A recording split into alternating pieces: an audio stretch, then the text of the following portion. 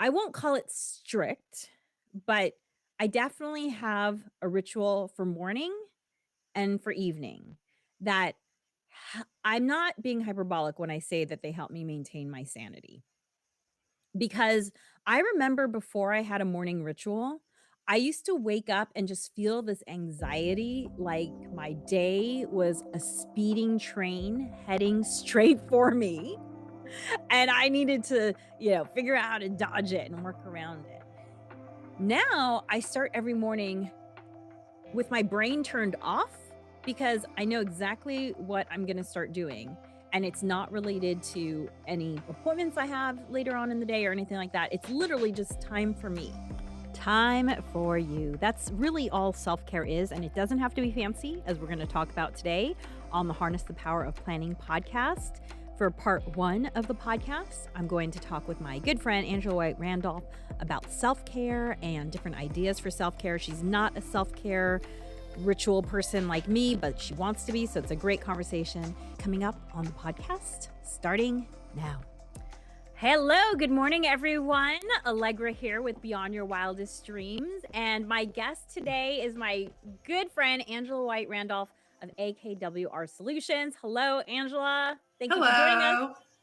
Glad to be here. Thank you. I'm so excited to have Angela. Angela is one of my best friends in the whole world.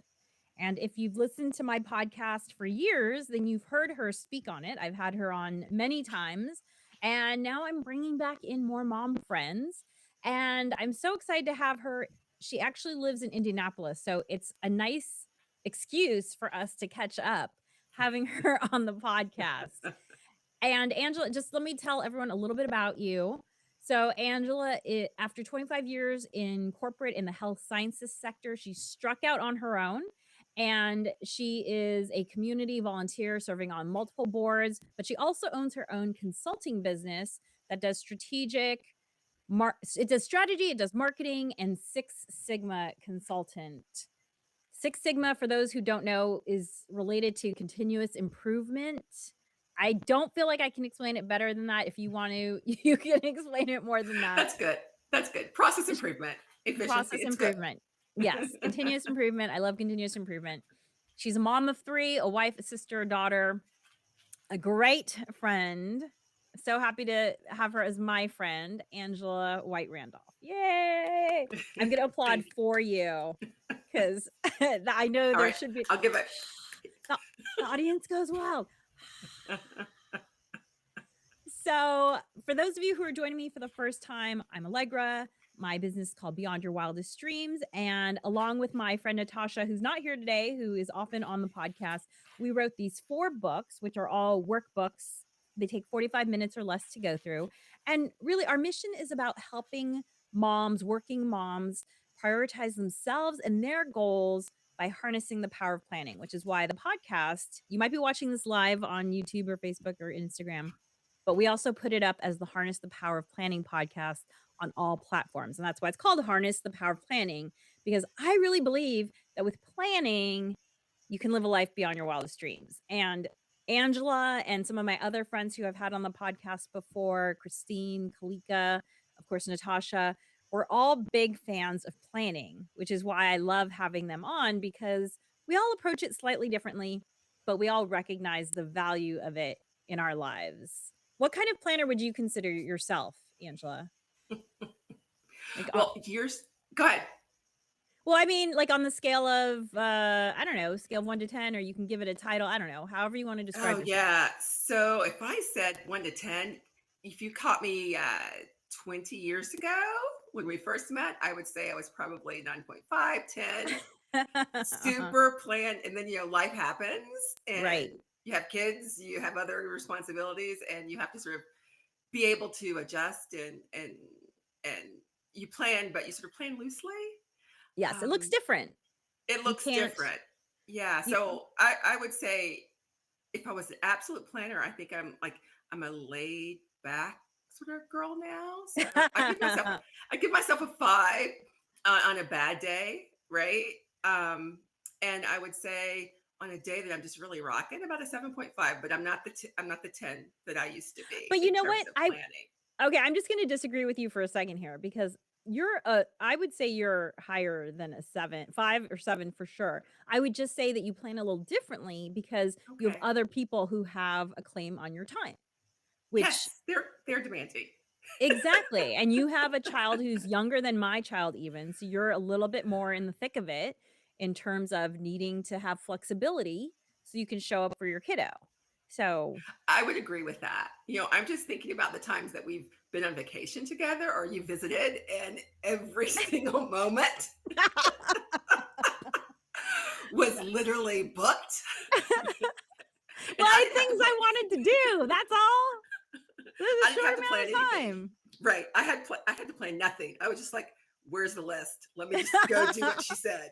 Right. So, Okay, so you're not my level of planning, no way. right? I guess that's No. why I have the planning business. That's Uh, right. Actually, it's funny because I saw Angela most recently in April. We traveled out to Indianapolis to watch the total eclipse because it was in the path of totality.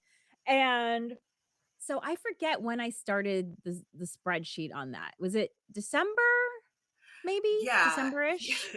It was, I think it was around December, maybe November, Thanksgiving time frame. You started the spreadsheet for our Yeah, so activities. 6 months before, right? 5 months before. So Yes. so Angela and I have this shared spreadsheet. Really, I'm the one doing the spreadsheet stuff. She's just kind of seeing it. And then there are other people who traveled to Indianapolis as well, and we didn't let them in on the spreadsheet yet because there was just no point, right? It was just like me Right. kind of brainstorming how I wanted the days to look or whatever. And the coolest thing when it came to April and everything happened, the coolest thing was Angela saying to me, "You introduced me to places I've never been to, and I live in this city." And, that's just like how deep I like to go with my research. Like, if I'm only gonna be somewhere a short period of time, I wanna think about where I wanna go. I wanna use my time strategically. And oh my gosh, we ate at one of the best restaurants I've ever eaten at in my entire life. Oh And you've yeah. gone back, right, We since went then? back. We went back for my birthday too. We went back for my birthday. And I think, did we go back for red? You went Right. back, I think, No. for your anniversary as well, you told Yes, me. we went back for our anniversary and my birthday. Yeah. So we just sort of camped out there for a bit. Yeah. That's how good it was. I need to rotate that back into the, Oh, yeah, to the so good. rotation. If I was living there, I would definitely make it like a quarterly, especially because the menu changed seasonally, right? So, Ye- Yes. what's the So name of the yummy. restaurant? Just so we're not leaving people hanging if they're in the Indianapolis area. Yeah. Are you really asking me? It's your Okay. spreadsheet. It's your, Okay, well, I can't pull up this spreadsheet right now, so I'll have to put we'll it in come the back show to it. notes. So come Right. back to it in the show notes. It was amazing though. Amazing. So today, as you know, I always have 2 topics during the podcast. The first part today, we're going to talk about self-care as healthcare, especially as the holidays approach. It can be easy to put self-care on the back burner, or if you're feeling stressed because of current events, you might be feeling the need for extra self-care. So that's why I wanted to talk about that today. And then in the second part of the show, we're going to talk about gift ideas for the women in your life because planning makes everything easier, as I always say. And gift giving doesn't have to be stressful if you start early enough. So we're giving you ideas now, mid-November. You have plenty of time. You're not going to have to pay for express shipping. I always tell my husband, "Honey, I would rather not get a gift than see a charge for a gift 2 days before you're giving it to me. And I know that half of that price was express shipping." Like it just makes me so I'm mad. with you. I'm with you. It's such a waste of money that I'm like, just wait, have Like it wait a delivered day. normally, give it to me Right. after the fact. It's fine. It's fine. Yeah. Do not You pay can for do that with overnight shipping. adults, but with children and Santa Claus or whoever comes to visit your house, you Yeah. sort of have to pay. You wait, you pay. But, Yeah. you know, Well, I've actually finished my shopping for my kiddo personally. of So course you have. I'm just waiting for the last thing to arrive. And it's funny because people ask me, like, how do you buy things so far in advance and not forget where you put them? Well, for one thing, I have a designated place where I put gifts. if I don't put them there, like, actually, I had a ring, amber ring that I gave to Natasha for her birthday recently, and it was Mhm. so funny because I had purchased it, I purchased it when I saw it, and I was like, Right. "Oh, that reminds me of Natasha, I'll give it to her, she's turning 50 this year, it's a big one," and so I put in Mhm. my planner Natasha's gift in this drawer in this bureau, where I never put gifts usually, but I guess, it felt safer there for whatever reason. And so when I turned the planner to October and I saw Natasha's birthday, I was like, "Oh, I already have a gift for her. Okay. I don't even remember what it is, but at least I know where it is. That's great." So those are my 2 tips. One, I have a designated gift area for most things, but I guess because it was small, I wanted it to be in a more Mhm. secure area. And so just leave yourself a note for your future self. Do yourself that gift. So, okay, so let's talk about self-care. Okay, What I wait, I have love one thing. Oh, yes, yeah, yeah. Yeah, I Go have one ahead. thing. So, yeah, that might work. So, another thing that I do, and I Mm, think you've probably been in on it or another one of my friends, is if I buy something early, because I have a small kid who goes rummaging, like looking for things, like uh-huh. where are the gifts that? So, I'll put it somewhere, I'll hide it really well, sometimes for myself. I will take a picture of Mm, where I put it. Great until she started like looking for pictures on my phone for like, just in general. Like, right. so now I'll send the picture to a friend and then tell them this is in the closet, left hand side. Here's a picture. I think I did that with the eclipse glasses, which wasn't a present, but I was trying to remember where I put them Right. when you came. Mhm. And so it works. There you go. So Phone a there's so friend. many different ways you can have a system for that, right? You Yeah. could create an album. Maybe you don't call it gifts if your kid's always going through your photographs, but you can have an Right. album for where your gifts are. So Right. lots of ways to buy in advance, because sometimes you're out about in the world and you see a gift and you're like, "Oh my gosh, that's perfect for someone." Get it. You found it. Now you just have to remind yourself where it is. Okay. So, self-care. So I love having Angela on this topic because she actually said that she's not good at self-care, which is perfect because I love hearing about people's challenges with self-care. So, uh, for me, let me just tell a little bit about my self-care routine. I have a very I won't call it strict, but I definitely have a ritual for morning and for evening that I'm not being hyperbolic when I say that they help me maintain my sanity. Because I remember before I had a morning ritual, I used to wake up and just feel this anxiety like my day was a speeding train heading straight for me. And I needed to, figure out how to dodge it and work around it.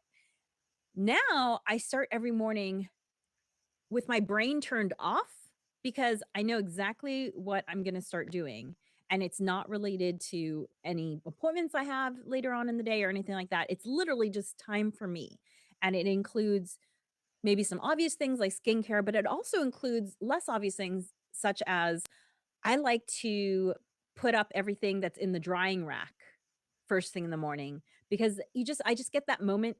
So I do it for 2 reasons. 1, I get that moment of like, "Oh, there's no dishes. Yay, that's so exciting." And then 2, I do it for health reasons because if I don't clear the dish rack, then people will start putting newly washed dishes on top of already clean dishes. And then, the food scientist in me is like, "No, that's not clean. That is clean." So it does those 2 things for me. So I have this whole self-care ritual. It takes about an hour. I used to just do it first thing in the morning all the way through 1 hour, but now it's a little challenging because I have to drop my kiddo off at school. So it's kinda split up into 2 parts. But Mhm. that's my morning ritual. So, do you have a morning ritual, Angela? Oh, I agree. Yeah, when we're on vacation together, I follow your routine and it works out wonderfully. No, I would say, no, I mean, I know what I have to do. But it does start with, oh heck, we gotta get the kid out the door to school, right? So that's the first thing. Or it's, oh, I gotta get up. So even if you don't have a ritual, there is a ritual. There are Yes. things that their behaviors and patterns that you fall into, right? So that's your ritual, default or not, good or bad. So Yes. you can be mindful of that. You taught me that. Yes. I'm like, "You And have so one, it's just not serving you." And we it's talked yeah, about it's this not in the we book Rock did. the Morning. we did. And in fact, um, interestingly enough, after I think I spent like 10 days with you. We were on a different vacation and we Mhm, spent about 10 mhm. days together. And I then started, I took maybe the last 4 days of that, I sort of picked up some tips from you from the book as I read it when we were there, and then brought it home. And then after bringing sort of the ritual home, I started doing it morning and night. And actually, it was very soothing. It probably lasted a good 3 or 4 months. And then somewhere summer hit and I sort of got off, you know, just lost it. But Right, it it was just the, wasn't you lost the yeah, habit. yeah, I lost the habit. But literally, it was getting up. It was a skincare routine. It was, okay, now I'm going to go downstairs and make a cup of coffee, whether you believe that's good or bad, coffee or tea, Mhm. whatever, have that drink, just cool, just center yourself for a moment and then engage my daughter to get up and get ready, get me ready, then get her hair done, and then get downstairs. And so I was getting into the car in the morning thinking, and it was so nice. Like you feel like you're not rushing. Like we would Right. be out the door by like 8:10, and we Mhm. would be at school and you go in and it's just a different feel. It's Um, just it sets the tone for the day. it does. And you feel like you are in charge of your day rather Mhm. than your day taking charge of you. Absolutely. Um, so, lately I haven't been doing that very well. However, the one thing that I have tried to do, it's usually at noon my time, which of course we're in the middle of it right now, so I set it to the side. But at noon, there's a podcast that I listen to and go out and walk to it because it's Girl Trek and it's Mm. hundreds of women, probably thousands around the entire world walking and listening Oh, together. And cool. so it's sort of like you're communal, but I'm typically by myself because I'm walking in the neighborhood, but you are in a group of people moving. And so I try to use that to recapture when I lose Yeah. it in the morning. And that seems to help. And the idea of washing the day away, I don't know if you use those words with me Mhm. when we were on our vacation, but at the end of the night, like looking forward to going upstairs. And so as soon as you start putting the cleanser on, you're like, oh, this is the end of my day. Like Mhm. I can now settle, right? This is the end of it. And so I latched onto it. I liked it. I'm not keeping it up, but we'll get there. So when you were doing it more regularly, so we Mhm. last went on that big vacation was almost 2 years ago, right? Right. And you said you were doing it regularly for about 4 months. Were you Yes. tracking it during those 4 months? Like, with a habit Um, tracker or anything like that? n- no, no. I So, was literally just doing it. okay, so I highly recommend the habit tracker. So there's the QR code for anyone who's interested in the book, Rock Your Okay. Morning. If you're listening to the podcast, it's in the show notes. And we have a habit tracker in the back of the book to help keep you on track. A habit tracker is just what it Oh sounds like. yeah. It's a way to just check off or put a happy face or a star, or I like to put a little heart on my habit trackers, or you can use stickers, whatever. And it's just a way to acknowledge what you did and make it kind of a little win, a little celebration. Like, yay, I did the thing that I said I was going to do. I tell people all the time there's two parts to planning, there's coming up with the plan, and then there's doing the plan, Mhm. right? Most people don't even make the plan, but even fewer people actually execute. And, some of the brain science behind that says that we get so much satisfaction out of making the plan that it can actually kind of keep you from doing it because you're like, oh, I already did something by coming up with the plan. Okay, well, yes, you did. Good job. However, if you want the actual benefits, you're gonna have to actually do the plan. And so that's what is great about habit trackers. And if you are the sort of person who is motivated by rewards, then you can also reward yourself. Let's say you do your morning ritual for 1 month. Maybe you get yourself a pair of socks, or you get a month of class pass, or you get a massage, whatever motivates you to do something is good. It could just take yourself out for lunch. set that up for yourself, and it'll help make it more fun, because the more fun you make it, the more your brain craves it. It's like, "Oh, yeah, I like this thing that we're doing. This is cool." And then it So, becomes self-sustaining. okay, so you want me to gamify Gamify, exactly. Yes. my planning and then be rewarded by the serotonin and norepinephrine release that I get when I've accomplished it. See, this is the great thing about hanging out with a health sciences person, is she can remember all the chemical names. Yes, exactly, exactly, and the dopamine, right? And the Lots of dopamine. dopamine. S Exactly. so, yes, I want you All to the do that, yeah, right.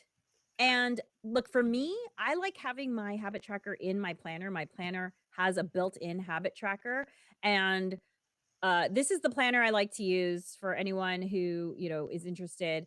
It has built-in habit trackers on the weekly pages, but you can also make your own with just a Post-it note and just write the days and just check, check, check, check, whatever works for you. Natasha likes the Post-it notes front and center somewhere that she can see it, like she actually has them like in front of her coffee, by her supplements, on her mirror. I prefer habit tracking in my planner, whatever you prefer. But yeah, gamify it, make it fun. And then eventually the ritual itself will be its own reward. Like, at this point, it just makes me feel so good. It's really, my morning ritual, my evening ritual, really like the bookends of the day. It's like I literally, if all the appointments and everything I have to do are the pages in between, I do not turn to those pages until I open the cover by doing my morning ritual. Mhm. And then I give myself permission to turn my brain off when I, do that closing cover with the evening ritual. I'm like, I don't answer phones, I do not answer texts, I do not do anything mental. It is all about preparing for a good night of sleep, which is so, so important, especially in terms of self-care because, Oh gosh. did you read the XX Brain? I know I put that in our chat. Yeah, you did. I did Angela and not. I have a permanent chat with some other girlfriends of ours, Yeah. and it's called The Clitorati. I know, it's a good name. Feel free to use that name for your girl chat as well. And so I know I put the XX Brain in the Clitorati. You did. And the XX Brain is this book that explains that there's a high correlation between hormonal changes and cognitive decline in women, which is part of why women outnumber men with as Alzheimer's patients 2 to 1.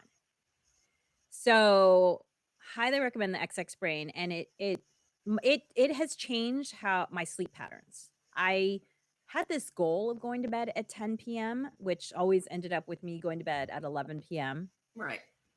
However, since reading the XX Brain and learning that, so your brain secretes chemicals, whatever, all day long, but at night it's secreting chemicals that help you clean and repair your brain, and chemicals that help you store and process learning and memories. And what I learned, actually, this wasn't in XX Brain, it was something else, but Mm-mm. I had already read XX Brain, so I knew I needed to prioritize sleep. And then I learned this fact, and I was like, oh man. And what this person explained was that the cleaning and repairing chemicals are released mostly before midnight, Right. whereas the storing and recording chemicals are released after midnight. And, if you don't do enough cleaning and repairing, the storing and recording is not going to be optimal, because it's kind of like your hard drive doesn't have space, right? When I heard that, I was like, okay, I'm going to bed earlier for sure. And I've been going to bed pretty regularly at 9 p.m., which is a huge change for me. That But is. huge change, huge change. But I do feel like I'm thinking clearer. And your sleep hygiene? Did you change that your practices Well, around sleep hygiene? I already Well, had good you sleep already had hygiene. good, yeah, I was gonna say, you're right. Yeah. I know how you sleep, you're right. Yeah, so the only thing that was changing was what time, and it does Mhm. feel radically different. And it feels so good that my body really craves going to bed at 9 p.m. because it's seeking out how good that feels in the morning. So that's been a big change for me this year, and yeah, grateful for that. So sleep is probably the most important self-care you can do. And I like to tell people, your morning ritual sets the tone for the day. Your evening ritual is all about getting a good night's sleep. That's really its only purpose. So, yeah, it's it's been great. How's your sleep hygiene? It's was better previously. So I'm at that point in life where you get hot a lot. Hormonal changes. Exactly. Yeah. So once I got sort of that under control, I feel like I'm getting back to that normal sleep regimen and just being able to wake up refreshed. Because for the longest, like it's amazing how when you wake up over and over and over in the night, Mhm. and you think you're getting a good night's sleep because, oh, I've been asleep for 8 hours or 7.5 hours, and you wake up exhausted, and which sets the tone for a pretty horrible day. Yeah.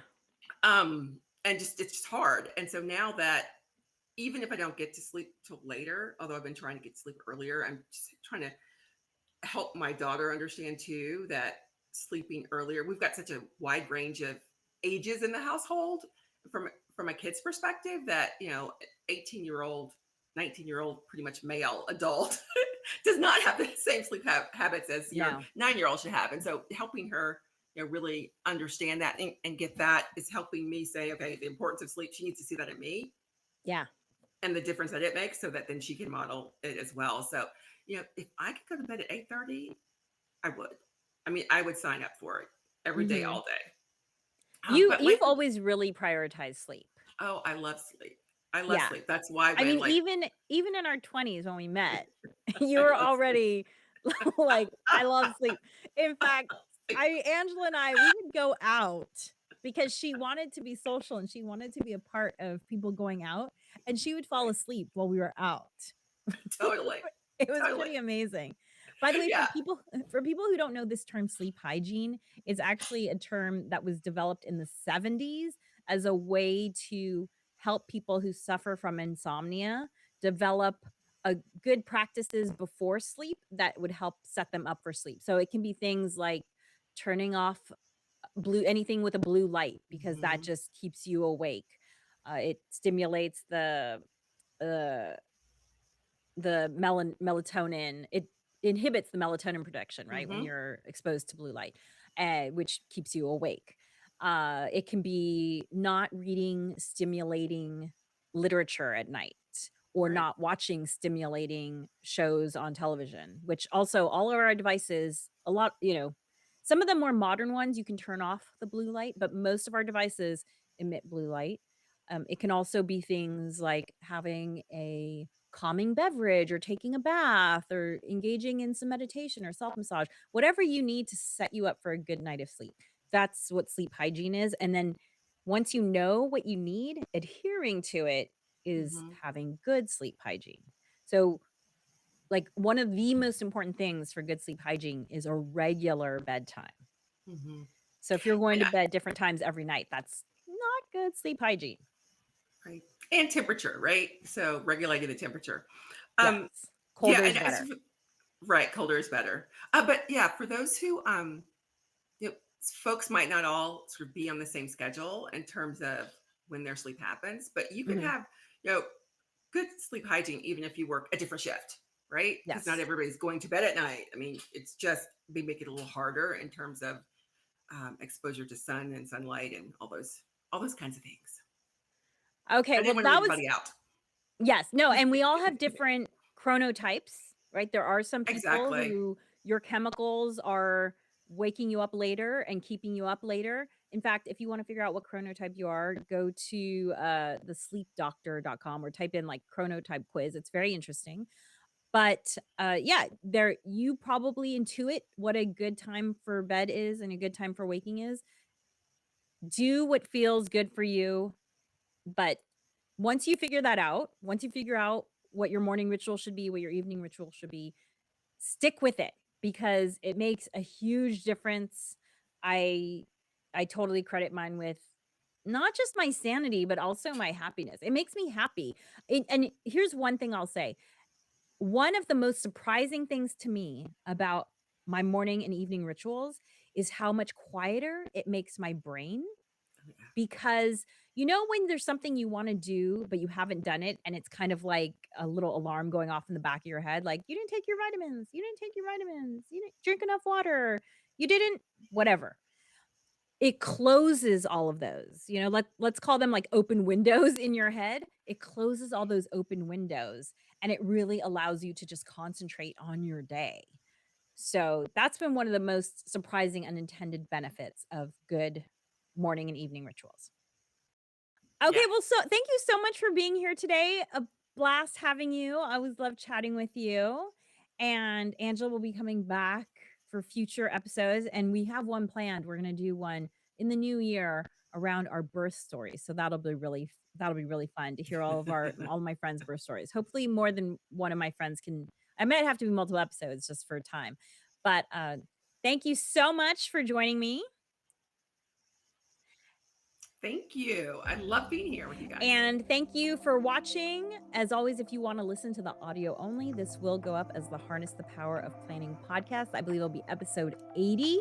So you can look tomorrow. It'll be on all platforms. And if you're watching the recording, feel free to comment. I do get notified when someone comments, and I'm happy to respond to your comments.